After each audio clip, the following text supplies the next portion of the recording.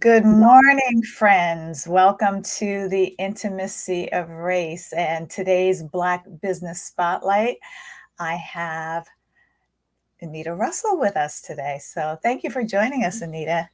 I'm actually going to share a little bit about Anita. And if you are joining us on any of these lives for the first time, the Intimacy of Race is a Facebook group that I started probably in May or June of 2020 after that mobilizing event of George Floyd's murder. And I wanted to create a space where white-bodied individuals, people of a certain amount of privilege from skin color, who wanted to be allies, who wanted to advocate for justice and equity and inclusion, to learn and to have resources of learning how we can actually take a stand in the world.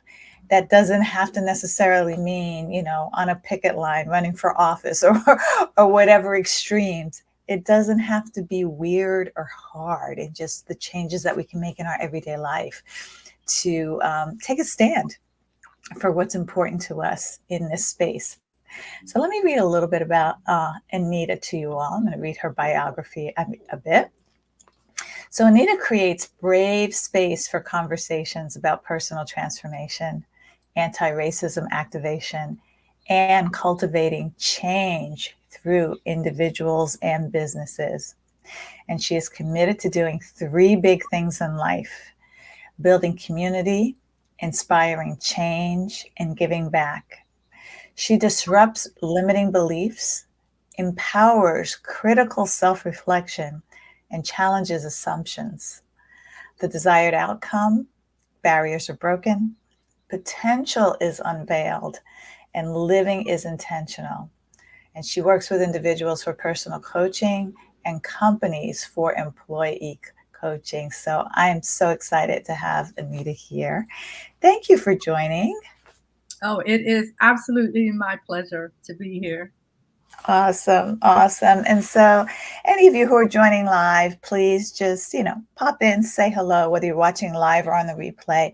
And I encourage you, if you find this conversation and any information or insights or aha moments that you may have, just share this out. We'd love to have you share this out. So, tell me how you got started in this work. Interestingly, I started reading your book the other day, and one of the things that popped out at to me immediately is how the murder of George Floyd actually fueled you into action. And that's the same with me. It was exactly the same incident. Mine started with a conversation that I had with my daughter. And at the time, my younger daughter had just given birth to her first son. His name is Cairo. And Congratulations. oh, thank you. Yeah, he just turned 2. So, yay. But we had a very solemn conversation as she and my older daughter and a nephew, they were all preparing to go out for a march in the city of Pittsburgh. And I kind of walked into the room and it was kind of a solemn mood altogether. And I walked in the room and her face was just very in like another place. And so I sat down and we had a conversation. And during that conversation, literally 2 things emerged from that conversation. The first is the realization that when you looked at the history of my family, from my mother was an activist. And then I did my share of protesting in my own generation. And now I'm looking at the generation of my 2 daughters and my nephew, and they're protesting. And we're literally protesting for the same thing. And so the question that came up for my daughter was, will Cairo, he was literally 3 months old, will he have to protest in his lifetime? And out of that came this question. Will Cairo, this is like the formal way that I expressed this question, will Cairo have to protest in his lifetime for the birthright to freely and peacefully exist in the skin in which he was born?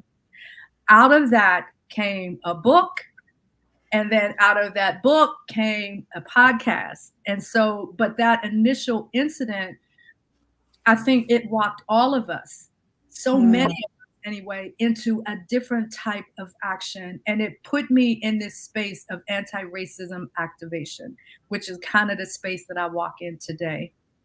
So explain to us what anti-racism activation actually is. Mhm.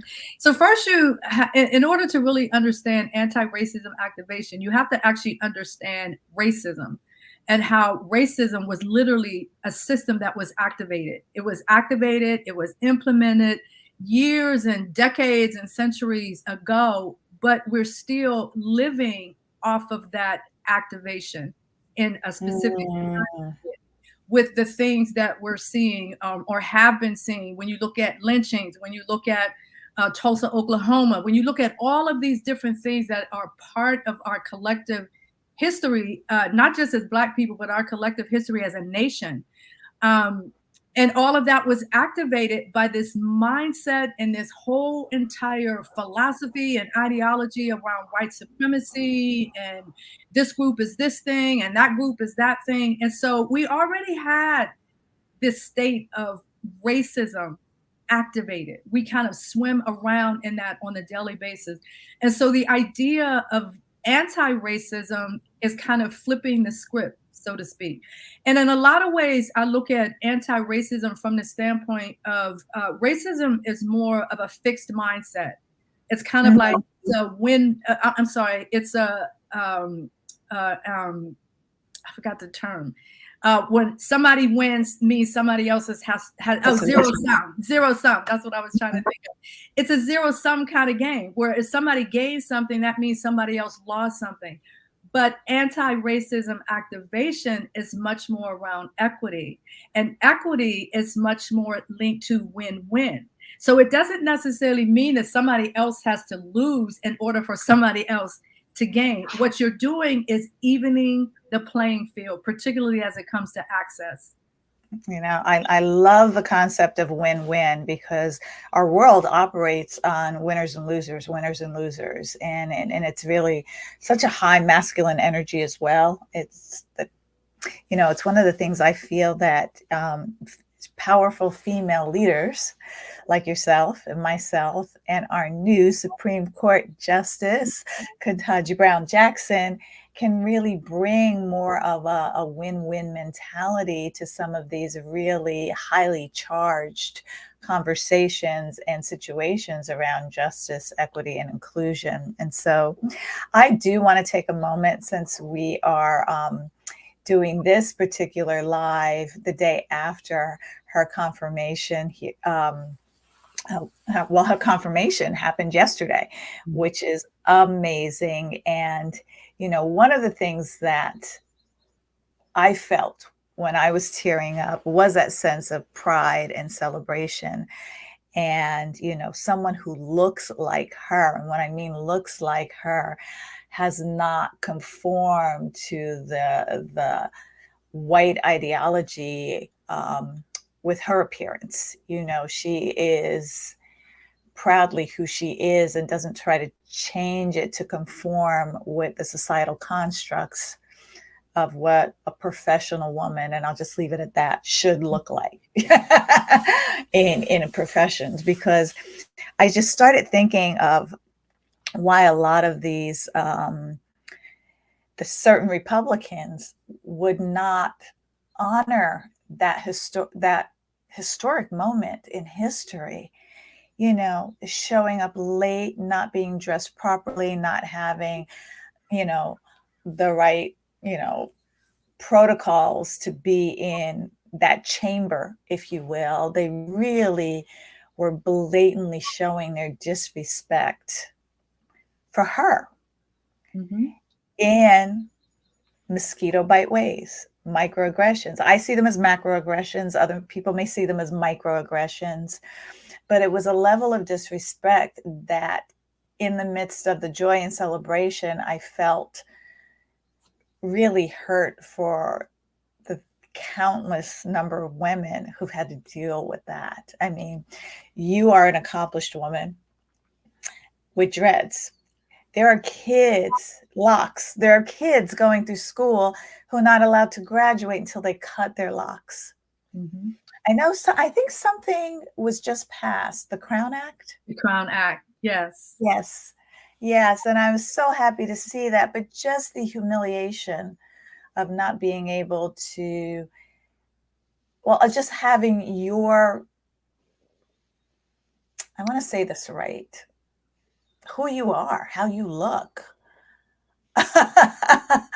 you know, be looked at as wrong or shameful or not professional or not right. And it's your natural hair and your natural skin color, your natural body. So, that was the emotion I was playing with yesterday. And what does it mean to you as a woman with beautiful locks to see a woman with beautiful locks in one of the highest positions that she could achieve? Yes, I can tell you the first time when the news broke of who was being nominated, when President Biden named her, that was the first thing I looked. So I was sitting on my sofa when I saw it on television. I got close up on my TV. She has locks. Oh my gosh. Oh my God.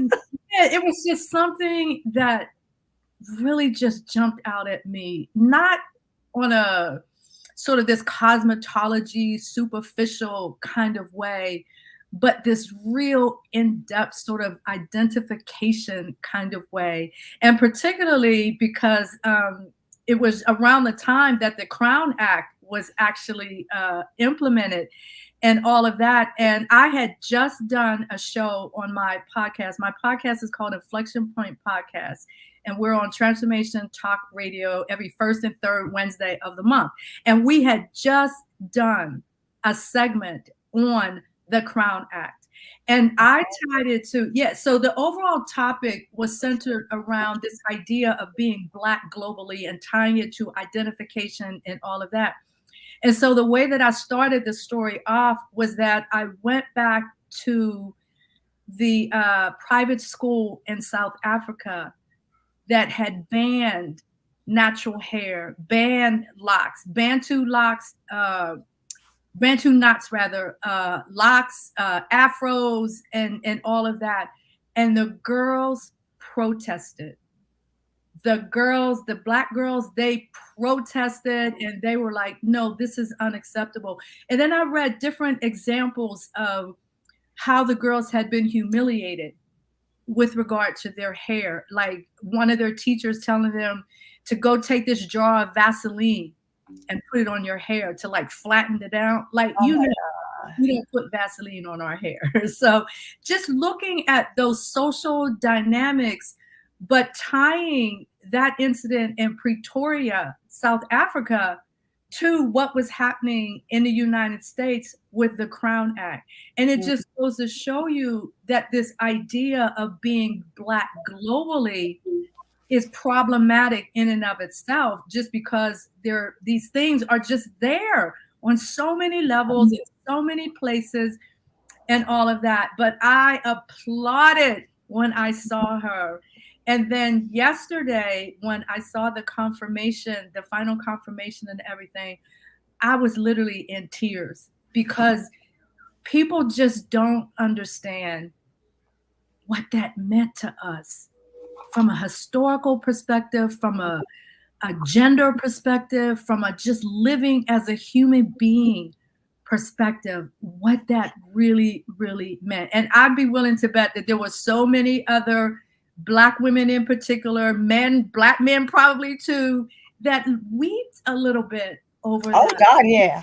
powerful moment. It was a powerful moment, and it just really, got to shine a light on how deep the resentment is for our natural beauty in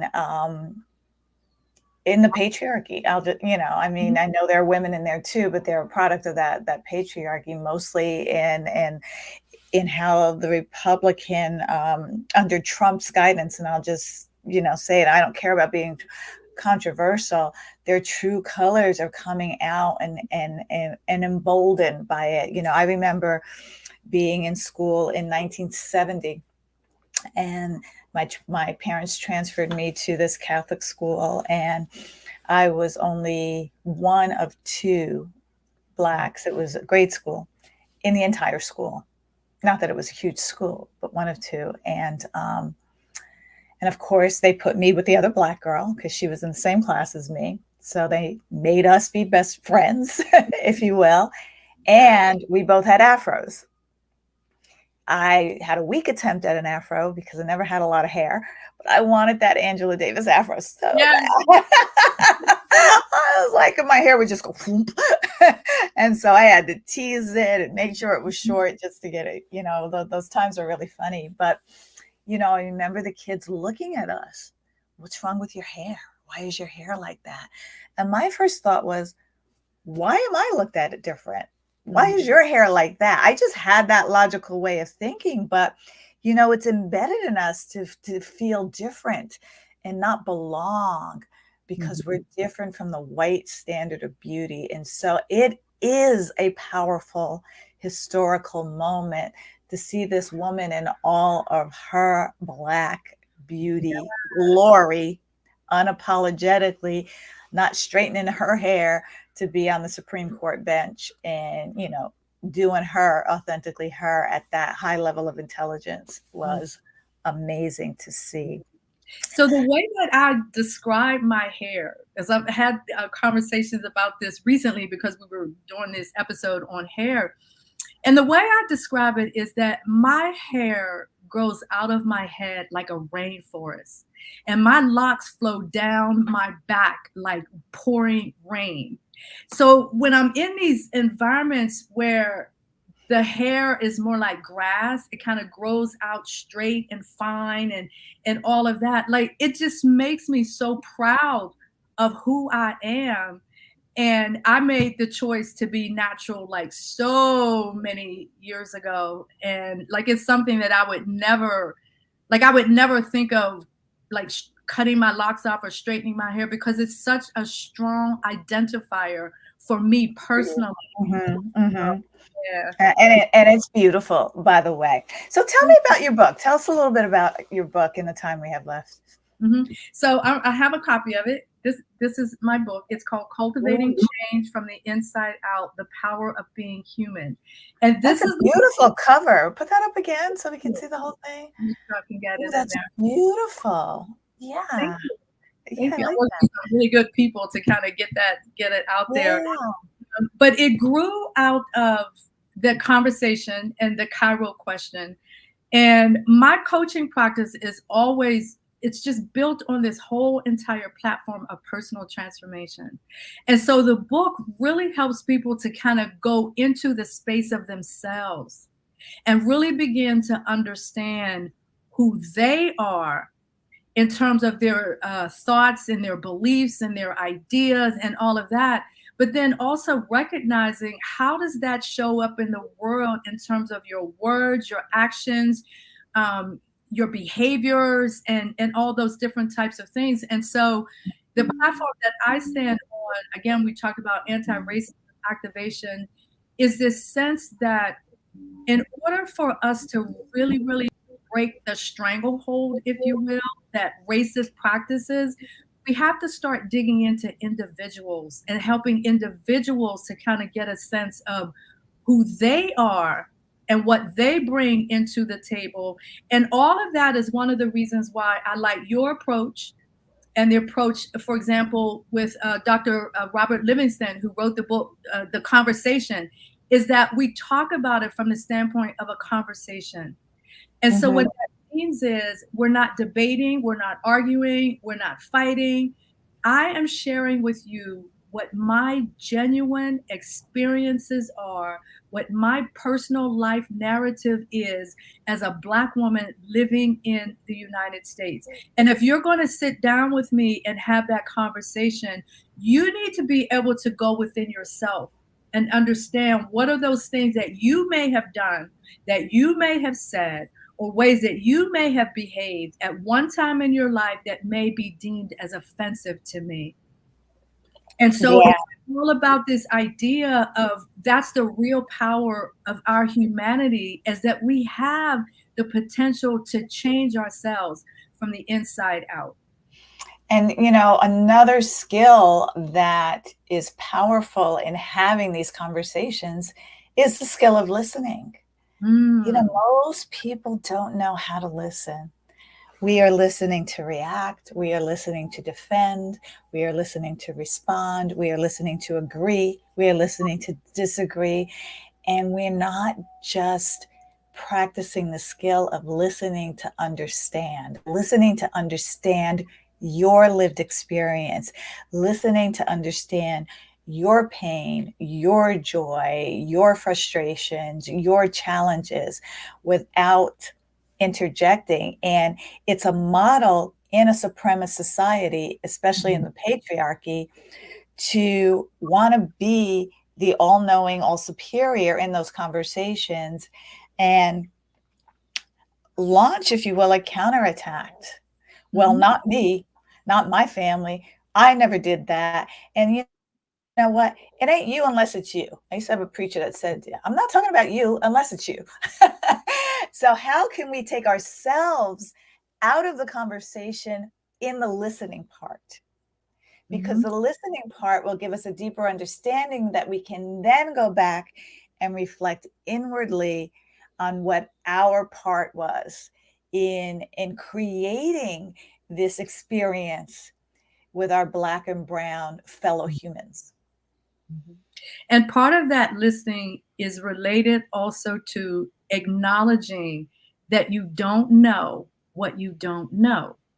So until you are in a situation or an environment or a brave space where you can Mhm. have that conversation and you are listening for the purpose of you broadening your own awareness, broadening your own insight, just to get a deeper fundamental understanding of the fact that things look very different on the other side of that coin. And if you're not willing to step out and into that space and into that conversation, then you're continuing to be a part of the problem. If you want to be a part of the solution, you have to be willing to make those types of changes and acknowledge that you don't know what you don't know. And you know what? And it's our pride that is actually, well, I'll say the pride of humanity Mhm. that is actually keeping folks from looking inward like they need to just really see not only where, you know, because it's not about shame, blame, and guilt. Mhm. It's just not. But it's also about really looking inward. Feelings are going to come up, but it's the actions that matter.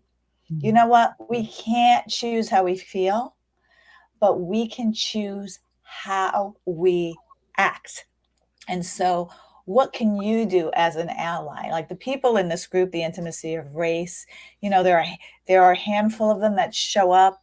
They want to know better so that they can do better and be better so that we can all have better. And one of the things you can do as an ally is share these conversations out, share Mhm. these resources out, look in your own spaces. Where can you be an ally or an advocate and lift up the voices? We don't need a seat at the table because, you know, we've had seats at the table and been told to be quiet at the table or Mhm. not been heard at the table. But we need to have a real impactful voice at the table. And where can folks that have the skin color privilege support and uplift and, you know, and share access? You know, and it's not as difficult as some people are making it in their heads, in my opinion. You know what? You know, if you can refer, you know, I do this Black Business Spotlight. If you can show what other amazing people of color are doing and maybe like, Anita would be good for this person that I know that is really bringing this work into her, you know, her company. Let me get her book and read it and share it with other people. Or I want to listen in on her podcast and, you know, share it out with friends in my community and circle and see that. You know, these are just the little ways that we can do to uplift um, the underserved community that has been minoritized historically, at least in this country and other countries as well, but I only could speak for the country that I live in. So tell us about your podcast. I want to put a link in the Facebook chat. Well, let me pause. Eva, how can we get your book, first of all? Well, my website is theplacetosoar.com, and just about everything you need to kind of reach out to me is on my website. Now, my website is actually going through a complete redesign now. So if you go on there and it looks like one thing today and then 2 days from now it looks completely different, it's just being redesigned and all of Okay. that. When you go onto the website, though, the primary thing that you see initially is information about the podcast, because we're really, really working on pushing the podcast.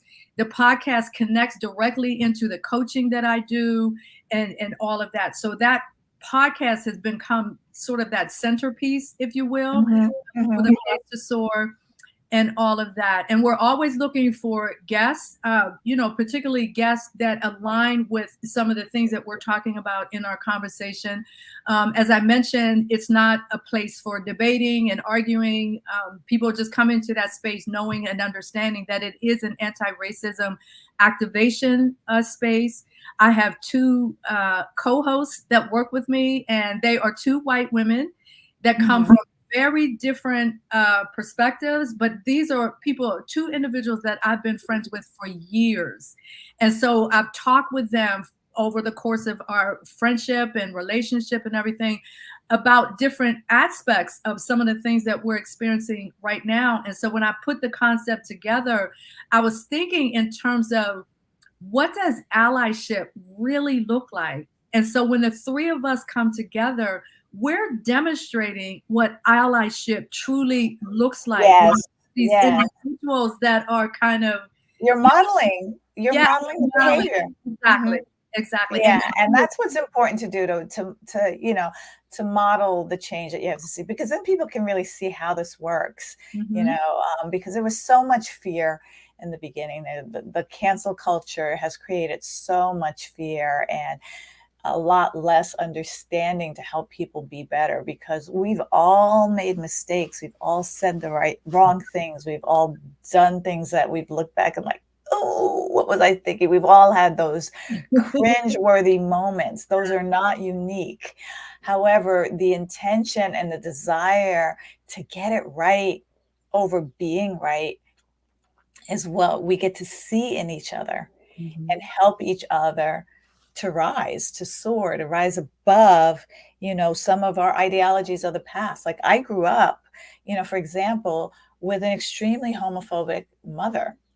And I mean homophobic in a way, in the church way that, it was a sin and you're going to hell and those people kind of thing. And something in me never felt right or aligned, but I also was scared of God too. Like, well, what if he's mad at me if and then I finally got to the mature enough brain to be like, this is BS. This is such BS. My dear friends and people I love, just the sweetest people I know on this earth are in the LGBTQIA plus community. And they're my closest friends. And I'm not going to subscribe to that line of thinking.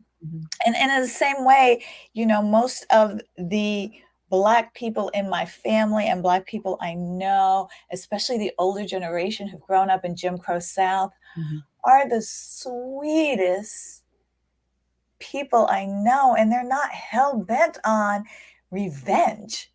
Yes. And it's just like, but the world will have you think that we're all angry.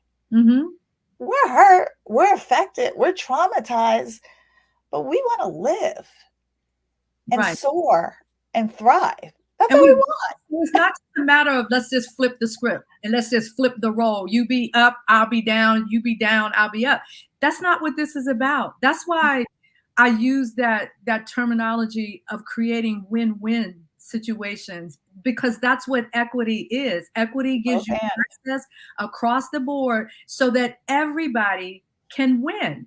So it doesn't have to be this constant battle and this constant fight. And I have no revenge whatsoever in my heart towards people. And what you just said, I just want to live, and I want to be left alone to be able to live in the way that I define who I am. So if that means being a life coach, if that means writing books, if that means this or it means that, that I have the freedom and the liberty to do that.